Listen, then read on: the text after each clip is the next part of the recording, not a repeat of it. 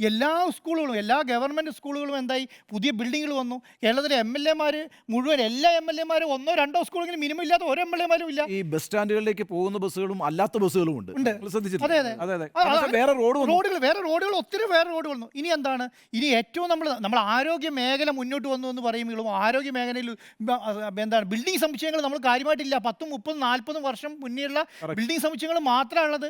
ഒരു ബിൽഡിംഗ് സമുച്ചയം വന്നിട്ടില്ല. സ്കൂളുകളുടെ കാര്യത്തിലോ സ്കൂളുകളുടെ കാര്യത്തിനകത്താണെങ്കിലും ഹോസ്പിറ്റലിൻ്റെ കാര്യത്തിലാണ് വലിയ രീതിയിലുള്ള മാറ്റം വന്നത്. ആ മാറ്റം വന്നത് ഈ കിഫ്ബി വന്നതുകൊണ്ടും ഈ 87,000 കോടി രൂപേൻ്റെ ഇൻവെസ്റ്റ്മെൻറ്റ് നടന്നുകൊണ്ടാണ്. അതിൽ 60,000 കോടി രൂപ എന്ന് പറയുന്നത് ഈ പറഞ്ഞ ഇൻഫ്രാസ്ട്രക്ചർ ഡെവലപ്മെൻറ്റ് വേണ്ടി മാത്രം വന്നു. അത് മാത്രമല്ല, ഉണ്ണി സാർ നേരത്തെ പറഞ്ഞ നാഷണൽ ഹൈവേ ഇന്ന് വന്നത് എന്തുകൊണ്ടാണ്? 6,000 കോടി രൂപ മുടക്കി സ്ഥലം ഏറ്റെടുക്കാനുള്ള പണം കൊടുത്തുകൊണ്ടാണ്.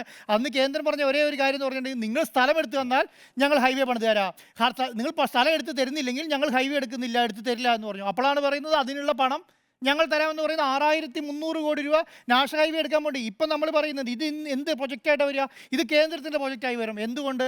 ഈ പറയുന്ന നാഷണൽ ഹൈവേ കേന്ദ്രത്തിൻ്റെ കീഴിലായതുകൊണ്ട്.